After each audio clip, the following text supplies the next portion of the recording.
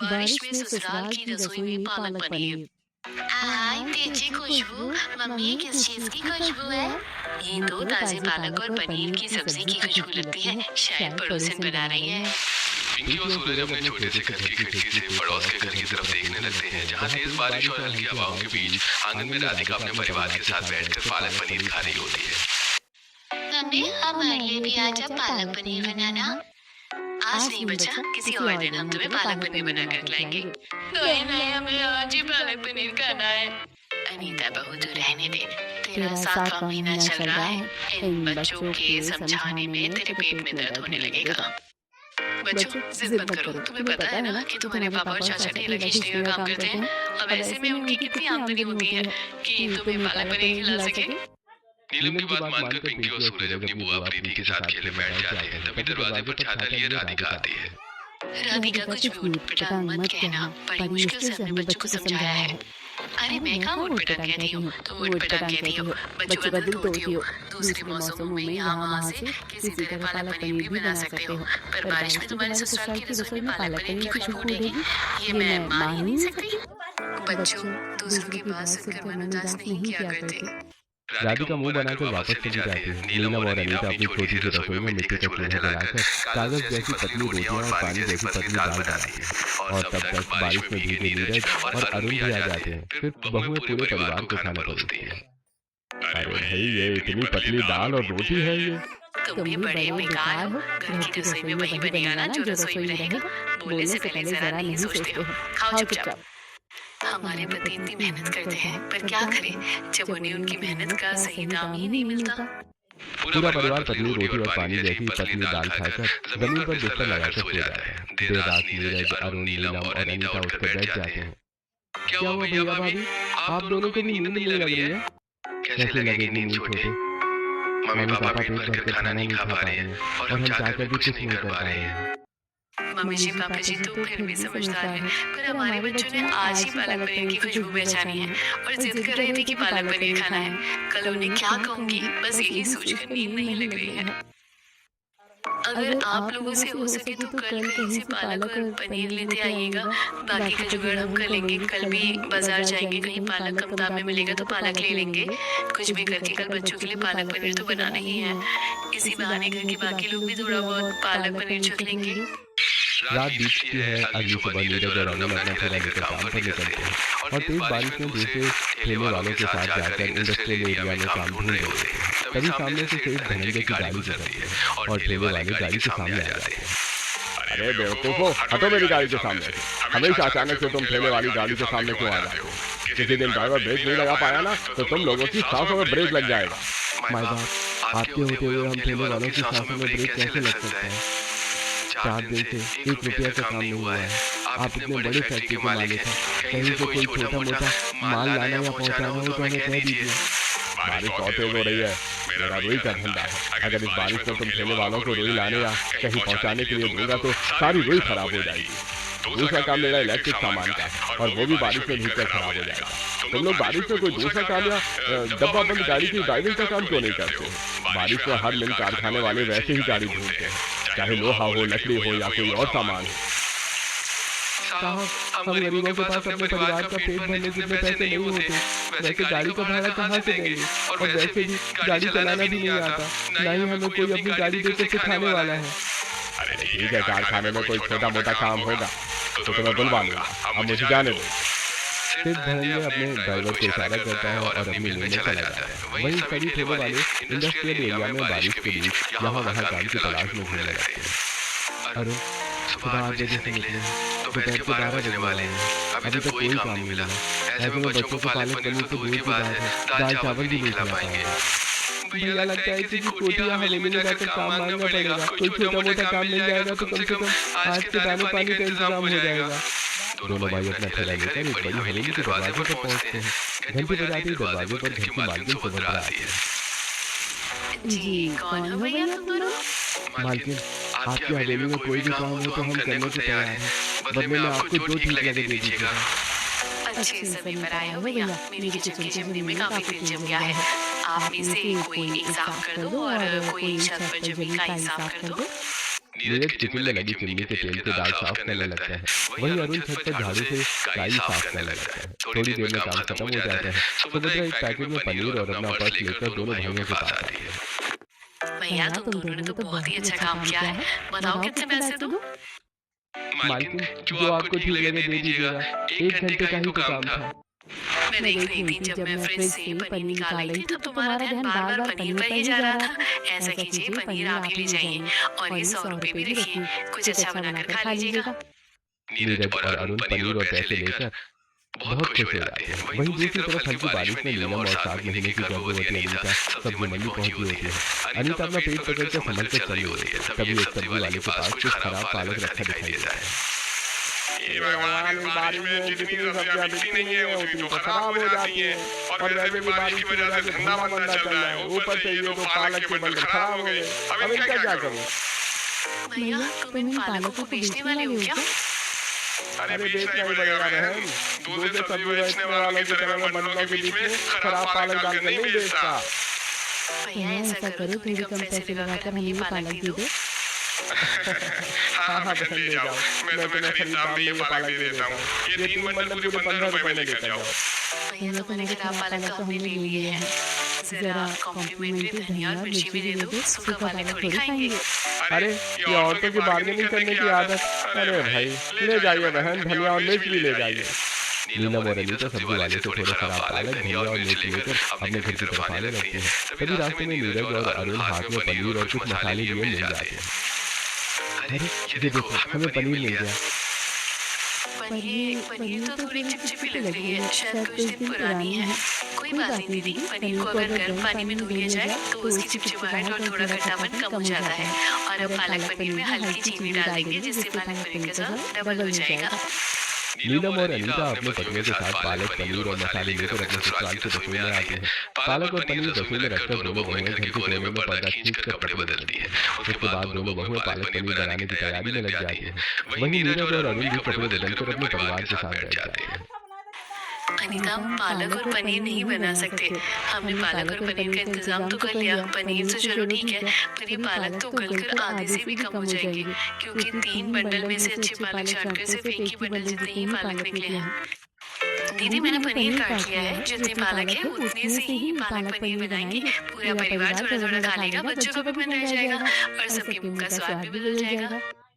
दोनों बहुएं अपने ससुराल की रसोई में पालक पनीर बनाते हैं, जिसकी खुशबू पूरे घर में फैलने लगती है। थोड़ी देर में पालक पनीर बनकर तैयार हो जाता है। नीलम चावल के साथ सभी को थोड़ा थोड़ा पालक पनीर परोसती है। लो बच्चों, तुम पालक पनीर खाने की जिद कर रहे थे ना, हमने तुम्हारे लिए पालक पनीर बना दिया। बना तो दिया चाची, पर इतना सा क्यों दिया? और दीजिए ना। बच्चों, हमने थोड़ा सा ही पालक पनीर बनाया है, वो भी सिर्फ तुम्हारी जिद करने पर। अब और पालक पनीर के लिए जिद मत करो। एक समय था अरे जब हम अपने बच्चों को अक्सर पालक पनीर खिलाया करते थे। यहाँ पास में एक चाचा की पालक की खेती थी, पर अब वो नहीं रहे और उनकी स्वादिष्ट ताजी पालक भी नहीं रही। खैर चलो जल्दी खाना खाओ वरना ठंडा हो जाएगा। आज का दिन बीतता है। अगली सुबह नीलम और अनीता रसोई में आते हैं और रसोई की टूटी हुई छत से बारिश का पानी दोनों के सिर पर टपकने लगता है। हे भगवान, अब रसोई में भी पानी टपकने लगा, अब हम खाना कैसे बनाएंगे? कल का थोड़ा आटा बचा था, सोचा था बच्चों के लिए चीनी रोटी बना दूंगी। मीठी रोटी से बच्चे मजे से खा लेते हैं, पर पानी टपकने की वजह से सारी चीनी खराब हो गई है। ऊपर से हमारी रसोई में कितनी चिड़िया भी घूम रही है। अब हम क्या करें? दीदी जल्दी जल्दी सारा सामान हटाना पड़ेगा, वरना नमक, आटा, चावल जो भी कुछ बचा कुचा राशन है वो भी पानी में खराब हो जाएगा और हमारा मिट्टी का चूल्हा भी गीला हो जाएगा। भाभी ये देखिए, हमारे कपड़े रखने की जगह पर भी पानी टपक रहा है और स्विच बोर्ड के पास भी पानी टपक रहा है। अनीता, तुम रसोई का सारा सामान एक तरफ करो, मैं तब तक घर में जगह जगह बर्तन लगाती हूँ और इस स्विच बोर्ड को पन्नी से अच्छी तरह से ढक देती हूँ। नीलम स्विच बोर्ड को पन्नी से अच्छी तरह से ढक देती है, फिर घर में रखे सारे कपड़े एक तरफ से जाने लगती है। वहीं शारदा और प्रीति पानी टपकने वाली जगहों पर बर्तन रखते हैं और अनीता रसोई का सारा सामान दूसरे कोने में जमा लेती है और चूल्हा जलाकर भीगी लकड़ियों को चूल्हे के पास रख देती है। मेरी बहुओं को उनके ससुराल की रसोई कितना परेशान करेगी। घर तो घर, रसोई की छत भी फोड़ दी गई है। अरे पूरे घर में पानी ऐसे टपक रहा है जैसे छत पर कोई नल खुला रह गया हो। अब लगता है कि बारिश रुकते ही घर की छत की मरम्मत करवानी पड़ेगी, वरना खाना बनाना भी मुश्किल हो जाएगा। घर की रसोई में चूल्हा जलता रहे, उसके लिए सबसे पहले हमारे पतियों का अच्छा काम चलना जरूरी है। न जाने आज उन्हें कोई काम मिला हो या नहीं। दोनों बहुएं परिवार की रसोई की चिंता के बीच खाना बनाने लगती हैं। वहीं दूसरी तरफ नीरज और अरुण ठेले पर लोहे और कुछ लकड़ियां रखकर उन्हें पन्नी से ढकते हैं। नीरज आगे से ठेला खींच रहा होता है और अरुण पीछे से ठेले को धक्का दे रहा होता है। भैया जरा हैंडल सीधा रखो, बार बार हैंडल घुमा क्यों रहे हो? अरे भाई मैं हैंडल जानबूझ के नहीं घुमा रहा हूँ, इतनी तेज बारिश हो रही है, पूरी सड़क गीली है, ठेले के ऊपर 700 किलो वजन है, टायर तो फिसलेगा ही ना, और टायर फिसलने की वजह से हैंडल अपने आप इधर उधर घूम रहा है। अरे हम इतनी कड़ी मेहनत कर रहे हैं, सांस भी फूल रही है, और हमें क्या मिलेगा? 25 रुपए, बहुत ज्यादा तो 30 रुपए। ऐसे कुछ दिन बीत जाते हैं। नीरज और अरुण की छोटी सी कमाई में घर की रसोई में मुश्किल से रूखा सूखा आधा पेट खाना बन पाता है। वहीं दूसरी तरफ सूरज और पिंकी हमेशा पालक पनीर खाने की जिद करते रहते हैं। मुझे नहीं खाना चावल में नमक मिलाकर, मुझे पालक पनीर खाना है। हम परेशान हो गए हैं, कभी चावल में नमक खिलाते हो, कभी रोटी में नमक खिलाते हो, और कभी तो खाना ही नहीं मिलता। एक थप्पड़ मारोगे ना तुम लोगों को, बहुत जिद करने लगे हो। सॉरी होकर बेच खाइए क्या? समझ नहीं आता, जितने पैसे रहेंगे रसोई में वही बनेगा ना। अरे तो रसोई में पालक पनीर रखो ना मम्मी, रसोई में पालक पनीर रहेगा तब तुम पालक पनीर बनाना। अरे बुद्धू, क्यों भाभी से मुंह लग रहा है? अभी भाभी मार देगी तो रोने लगेगा। प्रीति, इन दोनों को बाहर खेलने भेज दो वरना सच में मार दूंगी। बच्चों की पालक पनीर खाने की जिद से नाराज नीलम की डांट सुनकर सूरज और पिंकी हल्की बारिश में पड़ोस के बच्चों के साथ खेलने में चले जाते हैं। वहाँ कुछ बदमाश बच्चे बैठकर पालक पनीर खा रहे होते हैं। आहा, क्या स्वादिष्ट पालक पनीर है। सच में पालक पनीर तो बहुत स्वादिष्ट है। पालक पनीर खाने के बाद हमारे साथ खेलने चलोगे? पहले ये बताओ, क्या तुम्हें पालक पनीर खाना है? खाओगे पालक पनीर? हाँ, हमें तो पालक पनीर बहुत पसंद है, पर हमारे घर की रसोई में पालक पनीर तो बनता ही नहीं है। अच्छा, ये लो, खा लो मेरा पालक पनीर। सूरज और पिंकी पालक पनीर लेने आगे बढ़ते हैं। तभी अमित और सलोनी अपनी झूठी पालक पनीर सूरज और पिंकी के ऊपर फेंक देते हैं। अमित धक्का देकर सूरज और पिंकी को कीचड़ में गिरा देता है। तुम बात करते हो, तुमने हमें धक्का मारा, हमें कीचड़ में गिरा दिया, हम तुमसे कभी बात नहीं करेंगे। अरे तेरे जैसे भिखारी से किसी बात करनी है, जिसके घर की रसोई में पालक पनीर न बनता हो। भिख मंगे कहीं के, ये कीचड़ में जो पालक गिरा है ना, वही खाने के लायक हो तुम। इतना कहकर अमित और सलोनी अपने घर से कूड़े की बाल्टी लेकर आते हैं और सूरज और पिंकी के ऊपर पूरा कूड़ा फेंक देते हैं, जिससे दोनों बच्चे जोर जोर से रोने लगते हैं और रोते हुए अपने घर आते हैं। अरे बच्चों, तुम रो क्यों रहे हो? और ये कूड़ा कीचड़, क्या खेल रहे थे तुम लोग? दोनों ने हमें पालक पनीर खिलाने के लिए बुलाया, और जब हम पालक पनीर खाने गए तो हमें कीचड़ में धक्का देकर हम पर कूड़ा फेंक दिया। मम्मी, नालायकों, तुम्हें घर से इसलिए भेजा था कि बाहर जाकर खेलो और पालक पनीर का भूत तुम्हारे सिर से उतर जाए, पर तुम वहाँ भी पालक पनीर खाने पहुँच गए। खिलाया था ना मैंने तुम्हें पालक पनीर बनाकर? क्या खिलाया था पालक पनीर? चम्मच में तो पालक पनीर था। बच्चों मत, मुझे पता है पालक पनीर बहुत कम था, बट तुम्हारे ऐसे रोने से मेरा कलेजा फटता है। तुम लोग रो मत, हम तुम्हें दोबारा पालक पनीर खिलाएंगे। इतना कहकर नीलम अपने दोनों बच्चों को सीने से ला लेती है। वहीं दरवाजे पर हाथ में 25 रुपए लिए खड़े नीरज और अरुण एक दूसरे का चेहरा देखने लगते हैं। नीलम सूरज और पिंकी को नहलाती है। आज का दिन बीतता है। अगले दिन अपने बच्चों को पालक पनीर खिलाने के लिए नीरज और अरुण एक बड़े कॉम्प्लेक्स की गंदी नाली और गटर साफ करने का काम करने लगते हैं। वहीं दूसरी तरफ बारिश में घर से कुछ दूर खेल रहे सूरज और पिंकी के पास राधिका पालक पनीर लेकर आती है। ये देखो बच्चों, मैं तुम्हारे लिए पालक पनीर लेकर आई हूँ। मुझे पता है तुम दोनों को पालक पनीर बहुत पसंद है। लो खा लो। आंटी, कोई भी चीज अकेले नहीं खानी चाहिए। अब हमें दे दो, हम घर ले जाकर सबके साथ खाएंगे। अरे अगर ये दोनों पालक पनीर घर ले गए तो सबको पता चल जाएगा कि बासी पालक पनीर है। इन बच्चों को यही खिला देती हूँ। अरे तुम्हारे घर में दूसरा पालक पनीर दे दूंगी, मैं ये खास तुम्हारे लिए लाई हूँ। लो खा लो। राधिका अपने हाथों से सूरज और पिंकी के मुंह में पालक पनीर डाल देती है। सूरज और पिंकी नींबू निचोड़ा पालक पनीर मजे से खा लेते हैं और घर लौट जाते हैं। पीछे पीछे हाथ में गीले नोट लिए नीरज और अरुण भी घर पहुंच जाते हैं। अरे बच्चों, देखो, आज हमने अच्छे पैसे कमाए हैं। आज तुम्हारी मम्मी अपनी रसोई में पालक पनीर बनाएगी। पर राधिका आंटी ने तो हमें एक कटोरी पालक पनीर खिला दी, वो भी नींबू निचोड़कर। हमारा पेट तो भरा हुआ है। पालक पनीर में नींबू निचोड़कर? पालक पनीर में नींबू कौन डालता है? अनीता यही सोच रही होती है तभी सूरज और पिंकी अचानक उल्टी करने लगते हैं। बच्चों की खराब तबीयत देखकर नीलम, अनीता, नीरज और अरुण बच्चों को लेकर डॉक्टर मिथिलेश के पास पहुंचते हैं। देखिए माना, आप लोग गरीब हैं, इसका मतलब ये नहीं है कि बच्चों को कुछ भी खिला देंगे। अगर बारिश में कोई चीज खराब हो गई है तो उसे बिल्कुल भी नहीं खाना चाहिए। आपने बच्चों को खराब पालक पनीर खिला दिया। डॉक्टर आप मेरे बच्चों को तो ठीक कर दीजिए और उन्हें खराब पालक पनीर खिलाने वाले की तो खबर मैं लूंगी। आपको क्या लगता है अब अनीता और नीलम अपने बच्चों की तबीयत खराब होने का कारण जानने के बाद क्या करेंगी? आइए देखते हैं आखिर बारिश में बहू अपने ससुराल की रसोई में क्या पालक पनीर बना पाते हैं और स्टोरी का अंत क्या होता है। नीरज और अरुण 100 रुपए में पहले से कमाई हुए कुछ पैसे लगाकर बच्चों की दवाई लेते हैं। वहीं अनीता राधिका के दरवाजे पर पहुंच जाती है। तूने मेरे बच्चों को समझ कर रखा है, तेरी हिम्मत कैसे हुई हमारे घर के बच्चों को खराब पालक पनीर खिलाने की? और जरा भी शर्म नहीं आई बच्चों को पता ना चले कि पालक पनीर खराब है उसको तूने नींबू के छोड़ दिया। ये देखो जिनकी खुद की औकात नहीं है अपनी रसोई में पालक पनीर बनाने की, उनके बच्चों को मैंने पालक पनीर खिला दिया और ये आकर मुझ पे ही गुस्सा कर रही हैं। किसी ने सच ही कहा है कुत्तों को घी हजम नहीं होता। तेरे कहने का मतलब क्या है? तू मेरे बच्चों को क्या कहना चाहती है? अरुण अनीता को संभालो, कहीं गुस्से में हाथापाई न करने लगे, उसके पेट में चोट लग जाएगी। इतना चिल्लाने से उसके पेट में जोर लगेगा, रोको उसे। अरुण गुस्से में चिल्लाती अनीता को गोद में उठाकर घर लेकर चला आता है। घर में आने के बाद अनीता गुस्से और दर्द में रो रही होती है और अपने बच्चों का उदास मुरझाया चेहरा देख रही होती है। अब मेरे बच्चे पालक पनीर के लिए नहीं तड़पेंगे। अब हमारे ससुराल की रसोई में पालक पनीर बनेगा और हर रोज बनेगा। मैं अपने घर के बाहर ही पालक उगाऊंगी और पालक बेचकर ही पनीर का इंतजाम करूंगी। अगले दिन अनीता और नीलम सब्जी मंडी आती है। दोनों राजू सब्जी वाले से उसके सारे खराब पालक खरीद कर अपने घर के बाहर जमीन में पालक की खेती लगाती है। अनीता अब तो महीने भर के अंदर ही हमारे पालक उग जाएंगे ना? हाँ दीदी, और बारिश के मौसम में पालक बहुत अच्छी उगेगी। वैसे हमने तो सिर्फ पालक बोए हैं, अच्छे पालक अभी भी एक बंडल जितने बचे हैं। उनमें थोड़ा पनीर मंगवा कर सिर्फ बच्चों के लिए पालक पनीर बना देते हैं। अपने पतियों से थोड़ा पैसा मांगकर दोनों अपने ससुराल की रसोई में सिर्फ बच्चों के लिए पालक पनीर बनाती है। बच्चे पेट भर के पालक पनीर खाओ और अब 1 महीने तक पालक पनीर की जिद मत करना। उसके बाद दरवाजे पर बैठकर पालक पनीर खाना और उन दोनों को दिखाना कि तुम पालक पनीर खा सकते हो। बहू गुस्से में अपना आपा मत खो। हम उनके जैसे नहीं हैं कि दिखावा करें। वो दिखावे में जो करती है करने दो। तुम्हें जो करना है तुम अपने ससुराल के लिए करो। अनीता और नीलम कभी अपनी पालक की खेती में चावल का पानी डालती है तो कभी चूल्हे की राख डालती है और अच्छी बारिश और सही देख रेख मिलने से 1 महीने के अंदर ही अनीता और नीलम की हरी भरी पालक की खेती लहरा उठती है। अरे वाह भाभी, आप दोनों देवरानी जेठानी ने तो कमाल के पालक उगाए हैं। ऐसे पालक तो हमने किसी सब्जी मंडी में किसी सब्जी वाले के पास भी नहीं देखे।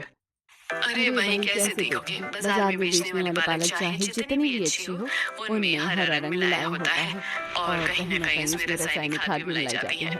अरुण बड़े भैया, आप दोनों आज से अपने ढेर पर पालक बेचा करिए। बरसात में पालक की अच्छी खरीद होती है, फिर बरसात के बाद तो आप लोगों का धंधा चलेगा ही।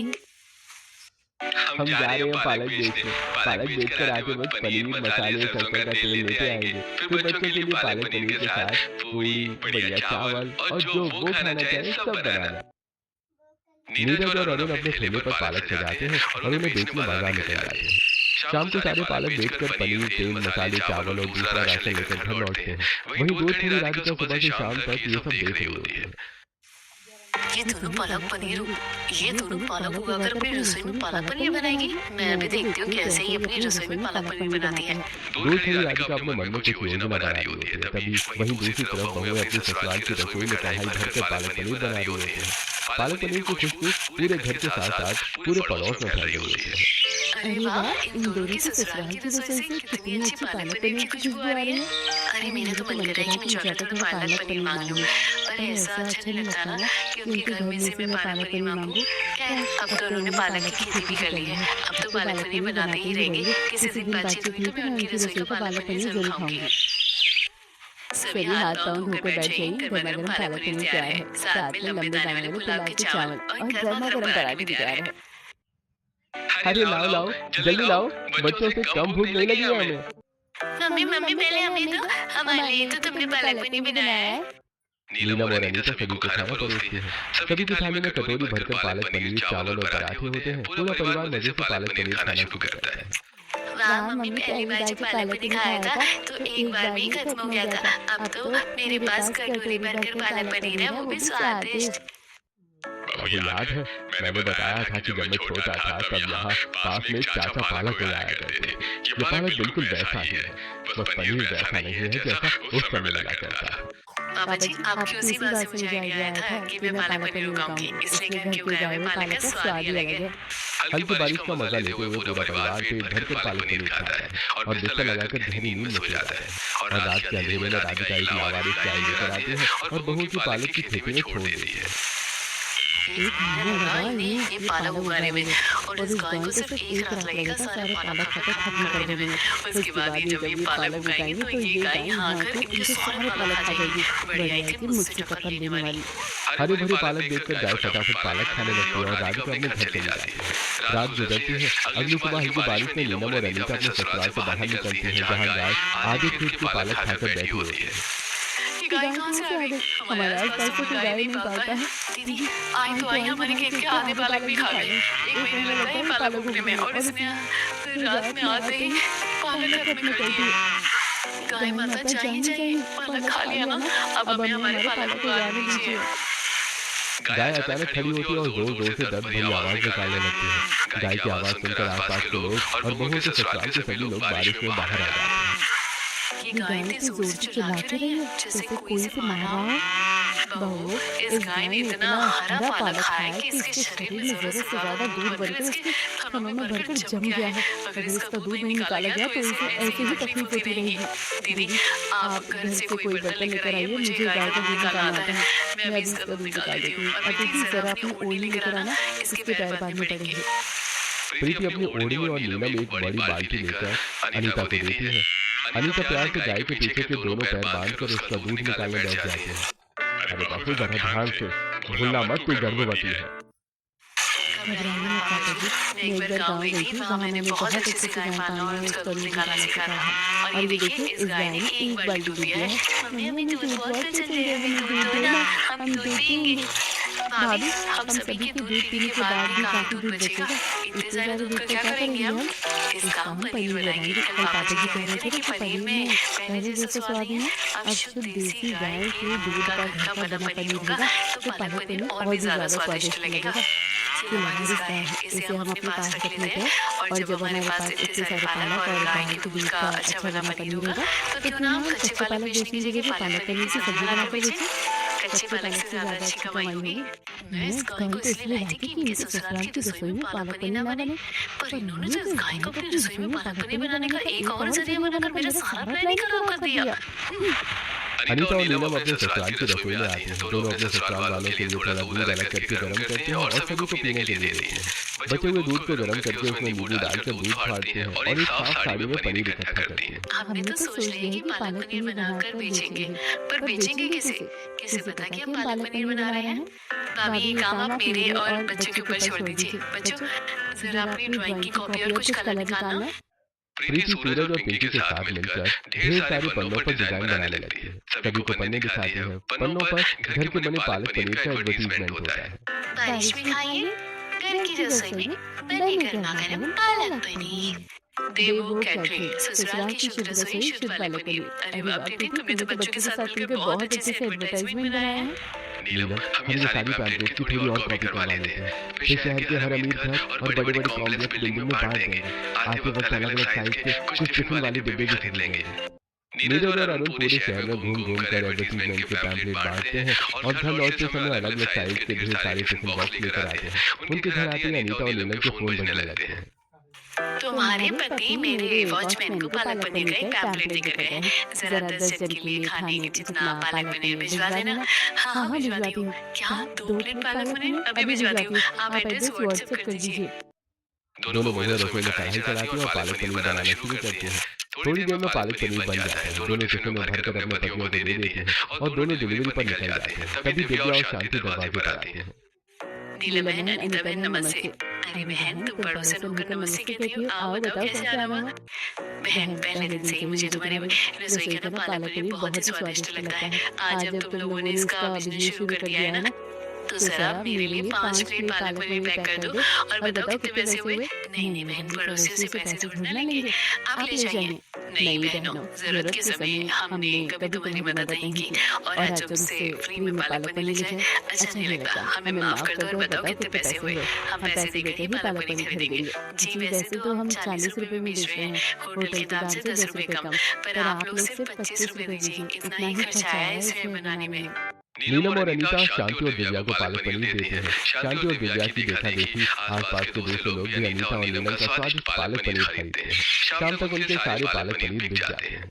बहू, अपने ससुराल वालों के लिए थोड़े पालक पनीर बचाए हैं मैंने, यार सारे बेच दिए। मम्मी जी, सच तो ये है कि सारे पालक पनीर बिक गए हैं, पर अभी भी हमारे पास थोड़ा पनीर बचा है और पालक भी बचा है। पर लगता है अब हमें और ज्यादा पालक उगाने पड़ेंगे, साथ में अपनी डिलीवरी भी थोड़ी अच्छी करनी पड़ेगी। अरे मैं सोच रहा हूँ एक सेकंड हैंड साइकिल ले लेता हूँ। साइकिल से डिलीवरी करने में बहुत जल्दी हो जाएगी और सेकंड हैंड साइकिल सस्ती भी पड़ेगी, ज्यादा खर्च भी नहीं आएगा। कुछ दिन बीतते हैं। नीरज और अरुण साइकिल बनाने वाले से 2 पुरानी साइकिलें खरीदते हैं, साथ में बारिश से बचने के लिए रेनकोट भी खरीदते हैं। वहीं दूसरी तरफ अनीता अपनी पालक की खेती में और भी पालक लगाती है और थोड़े पालक गाय को भी खिला रही होती है। मैंने पालक की 30 जड़ों लगा दी है, इतनी काफी है। 10 जड़ तो गाय को खिला दूंगी और बाकी की रसोई में पालक पनीर बनाऊंगी। नीलम, और कोई ऑर्डर है क्या? मैंने अपने 8 ऑर्डर पहुंचा दिए। अरुण रास्ते में मिला था, वो अपना 12वां ऑर्डर पहुंचाने जा रहा है। हाँ रुके, 3 ऑर्डर और हैं। 3 नहीं भाभी, 2 ऑर्डर और आ गए। इन्होंने कहा है कि पालक पनीर में थोड़ा बटर भी डाल देना। बटर?